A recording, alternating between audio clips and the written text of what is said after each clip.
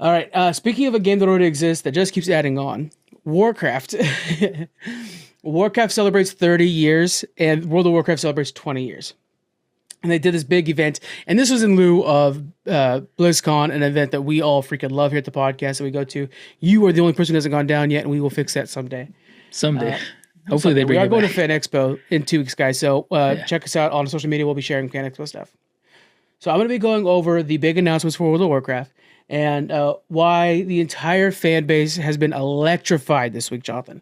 So I'm going to end with the big news, but I'll go over some of the other things, the smaller things real quick. First off, we have Hearthstone, which is the card game, the digital card game that's based around World of Warcraft. They're adding a 4 StarCraft decks.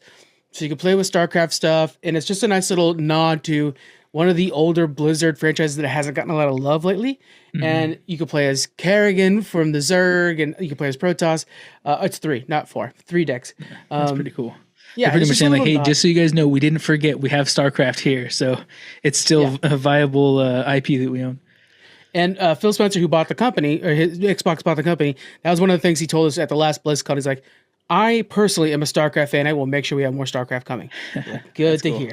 That's good. Surprised announcement and release the day that they were announcing everything is they remastered Warcraft 1, 2, and 3. 30-year-old game, Warcraft 1. And it is an old school RTS, like StarCraft but medieval, you know. And the graphics are rough, but they did remaster it so it runs well. And the graphics are, I mean, from a 2 to a 3. You know, it's a 30-year-old game, guys. But yeah, it's definitely an upgrade. This is nothing that we didn't expect, but the next classic game that's coming out is going to be Mr. Pandaria Classic. So if you guys love one of the best character designed expansions in the history of World of Warcraft, we're going to be able to return to Pandaria. And also they're going to be opening new servers for classic players where you could start from day one again on World of Warcraft, playing the old vanilla ones, and they'll stay that way. So they won't be getting any upgrades. We have a new expansion coming up where we're going to be heading out and helping out 4 different goblin factions. And the goblins are really going to get a highlight for this, but you're going to be dealing with different cartels and kind of managing different cartels. And we're going to get a new sweet ride that you can customize and have a drift and all kinds of stuff like that. It's going to be really fun. And now, the biggest news that has every World of Warcraft content creator losing their mind. And we've been asking for this for at least, I know, of 18 years. We've been asking for this feature in World of Warcraft, and they have not delivered it. It is player housing. You will now have a house in World of Warcraft that you can customize, make yourself, fill it with all your exploits inside. It will be you owning a piece of Azeroth, the content, a piece of Azeroth that you own, and something you've been protecting over the last 20 years. That's so cool. So I don't know about like non-WoW players, but everybody that plays WoW, that's like the metaverse just came real now. Like you can live inside WoW. You can have your own place, decorate it, invite people over, whatever. Like, especially if they keep expanding on that, I'm sure they'll have all kinds of cool stuff you can put in your house. That's freaking awesome. That's cool. I mean, I'm sure it doesn't really affect the story of the game or by much, but it affects your casual playing in that world by so much. And we've been seeing it pop up in other games, player housing, like WildStar, which was brutally underrated game, had some of the best player housing, and for a lot of people became the gameplay. It's just decorating your house.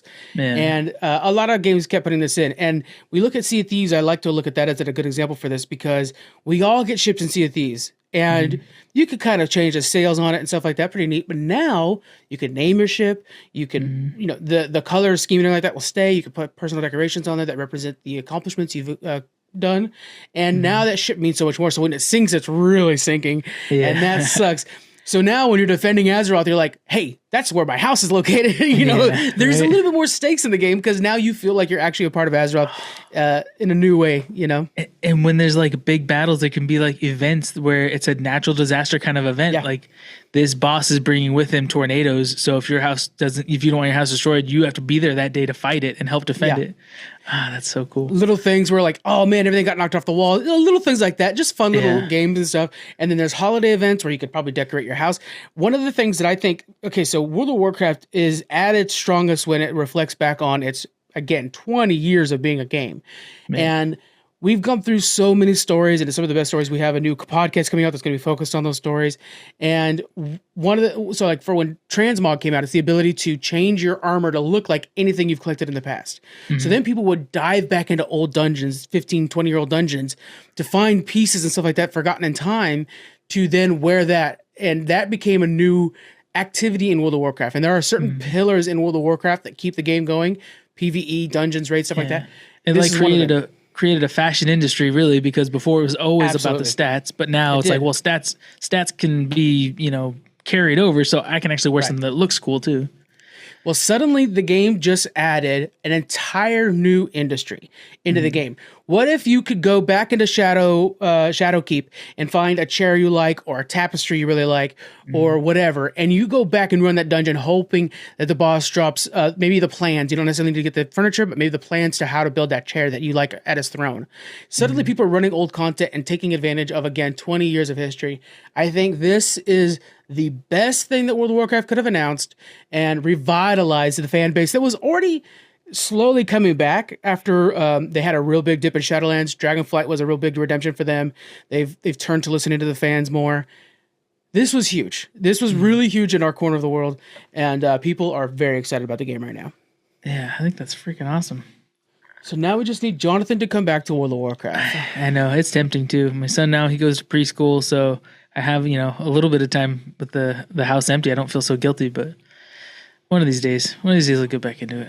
When you come back, what I think you should do is just make a level 1, and I'll make a level 1 with you, and we'll just do some quests and we'll slowly open that world up. We don't need to get you doing some crazy shit.